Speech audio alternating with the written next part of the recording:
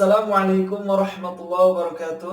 Bismillah, alhamdulillah, asyhadu an la ilaha illa anta, astaghfiruka wa atubu ilaik.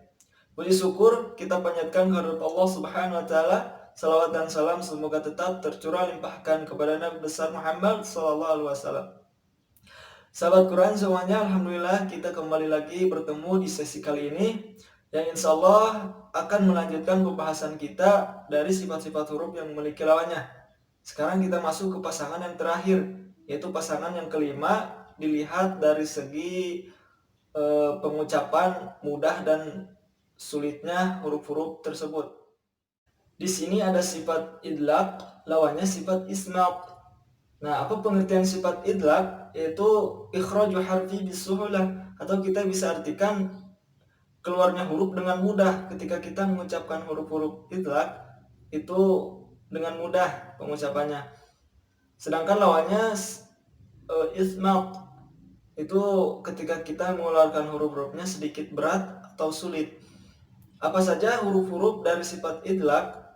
Hurufnya ada 6, fa, ro, mim, nun, lam, dan ba, atau terkumpul dalam kalimat farwa min lubbin. Nah, ketika kita mengucapkan huruf-huruf ini memiliki sifat idlaq, mudah.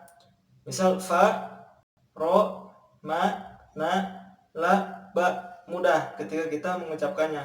Sedangkan lawannya yaitu sifat ismaq, huruf-hurufnya selain huruf-huruf sifat idlaq. Nah, huruf-huruf ismaq ini sedikit berat ketika pengucapannya. Misal huruf dod, huruf to, huruf zo, sod, kho, ghin, qaf, kaf, dan huruf-huruf yang lainnya yang termasuk sifat ismaq.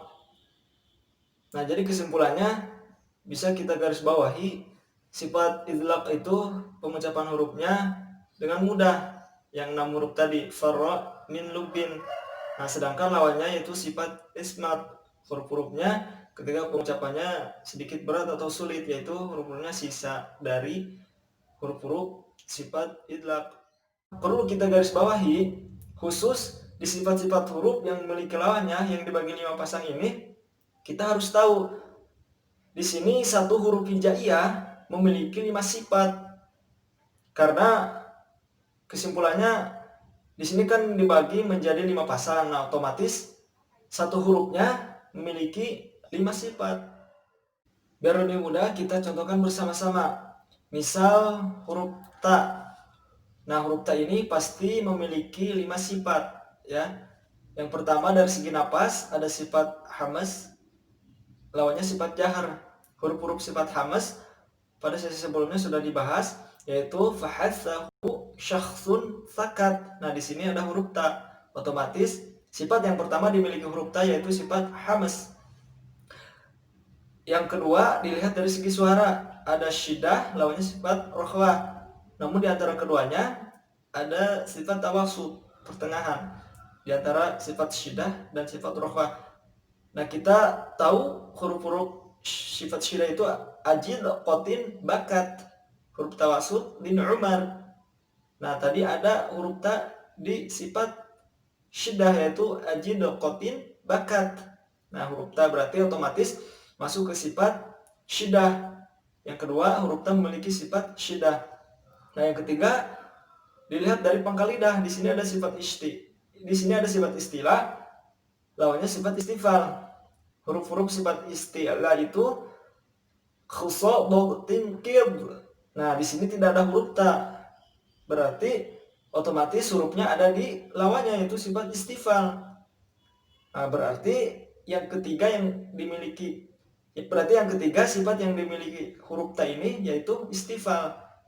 Yang keempat dari segi lidah dengan rongga mulut, yaitu ada sifat itbaq, lawannya sifat infitah. Nah, huruf-huruf sifat itbaq itu ada 4, shad, dhad, ta, dha. Tidak ada huruf ta di sini, berarti huruf ta itu di sifat lawannya, yaitu sifat infitah. Otomatis sifat huruf ta yang keempat yaitu infitah. Yang kelima dari segi mudah atau sulitnya pengucapan huruf-huruf hijaiyah. Yaitu ada sifat idlaq, lawannya sifat ismaq. Huruf-huruf sifat idlaq yaitu ada nam, faro, min, lubbin. Tidak ada huruf ta di sini, berarti otomatis hurufnya ada di sifat lawannya, itu sifat ismaq. Nah, otomatis sifat yang dimiliki huruf ta yang kelima yaitu sifat ismaq. Nah, jadi seperti itu khusus di bagian sifat-sifat huruf yang memiliki lawannya yang dibagi menjadi 5 pasang ini. Satu huruf hijaiyah pasti memiliki 5 sifat. Cara biar mudah kita mengetahuinya seperti tadi. Misal tadi yang dicontohkan huruf ta. Yang pertama memiliki sifat hamas, yang kedua memiliki sifat syiddah, yang ketiga memiliki sifat istifal, yang keempat memiliki sifat infitah, dan yang terakhir huruf ta ini memiliki sifat ismat. Itu biar lebih mudah kita memahaminya. Semoga sahabat-sahabat Quran semuanya bisa kebayang dan bisa paham yang dijelaskan seperti tadi. Alhamdulillahirrahmanirrahim. Untuk bagian pertama yaitu sifat-sifat huruf yang memiliki lawannya sudah selesai kita bahas bersama-sama. Insya Allah untuk sesi selanjutnya kita lanjutkan ke bagian yang kedua, yaitu sifat-sifat huruf yang tidak memiliki lawannya. Mohon maaf bila ada kesalahan. Assalamualaikum warahmatullahi wabarakatuh.